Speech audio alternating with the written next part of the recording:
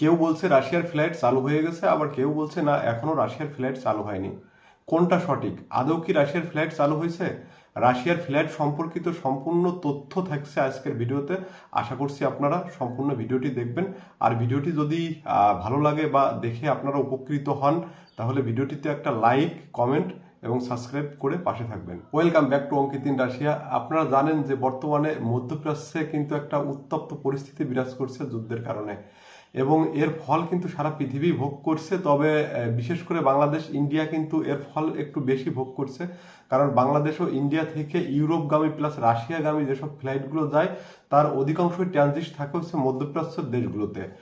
সব থেকে বেশি থাকে হচ্ছে আপনার সংযুক্ত আরব আমিরাত, ইউএই, দুবাইতে সব থেকে বেশি থাকে। তো মধ্যপ্রাচ্যের যুদ্ধ পরিস্থিতির কারণে ইতিপূর্বেই কিন্তু দুবাই থেকে যেসব ফ্লাইট ইউরোপ এবং রাশিয়াতে ছেড়ে যেত সেই সব ফ্লাইটগুলো কিন্তু ইতিপূর্বে বন্ধ ঘোষণা করা হয়েছে। আর এটার প্রভাব বাংলাদেশে 100% প্রভাব পড়ছে, কারণ ইতিপূর্বেই বাংলাদেশের প্রায় 200 জনের উপরে কিন্তু রাশিয়ার ভিসা এবং ম্যানপাওয়ার সমস্ত কিছু কমপ্লিট হয়ে গেছে, এবং তারা রাশিয়া পৌঁছানোর জন্য দিন গুনছে। এবং এদের মধ্যে কেউ কেউ আবার এয়ারপোর্টে গিয়েও ফিরে চলে এসেছে, তাদের টিকিট ক্যান্সেল করে দেওয়া হয়েছে শুধুমাত্র যুদ্ধ পরিস্থিতির কারণে। তো আপনারা অনেকে আমাকে জিজ্ঞাসা করছেন যে দাদা, বর্তমানে তো যুদ্ধ পরিস্থিতি একটু স্বাভাবিক দিকে যাচ্ছে, তাহলে বর্তমানে কি ফ্লাইট চালু হওয়ার কোনো সম্ভাবনা আছে? তো বর্তমানে ফ্লাইট চালু হওয়ার সম্ভাবনা আছে শুধু না, বর্তমানে ফ্লাইট কিন্তু চালু হয়ে গেছে।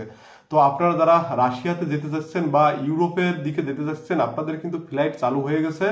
তবে এই ফ্লাইটগুলো কিন্তু একটু সংখ্যায় কম। আগে যেরকম ফ্লাইট চালু ছিল, দিনে অনেকগুলো ফ্লাইট যেত, এখন কিন্তু অতটা ফ্লাইট যাচ্ছে না। তবে ফ্লাইট চালু হয়েছে এটুকুই আশার আলো, এবং পরবর্তীতে ধাপে ধাপে মধ্যপ্রাচ্য থেকে সব ফ্লাইটগুলোই চালু হবে। তো এখন কথা হচ্ছে, ফ্লাইট যেহেতু চালু হয়ে গেছে, তাহলে আপনাদের এজেন্সি আপনাদেরকে কেন ফ্লাইট করাচ্ছে না?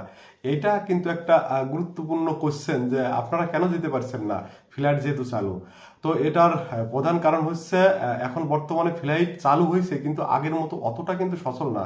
দেখা যাচ্ছে যে দিনে আগে যেখানে 5টা ফ্লাইট যেত সাপোজ, সেখানে এখন ফ্লাইট যাচ্ছে 3টে। তো এরকম পরিস্থিতিতে বর্তমানে জ্বালানির দামও কিন্তু বেশি, তাই টিকিটের দামও কিন্তু পূর্বের তুলনায় এখন অনেকটাই বেশি।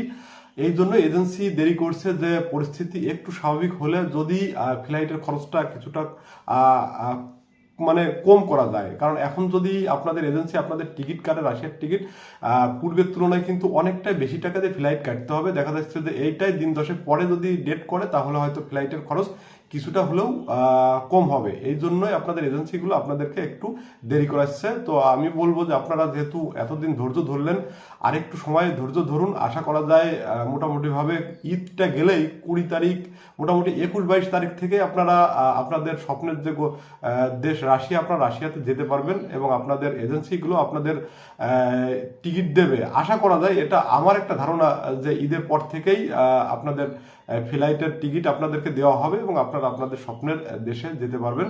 তাই বলবো, অযথা টেনশন করবেন না।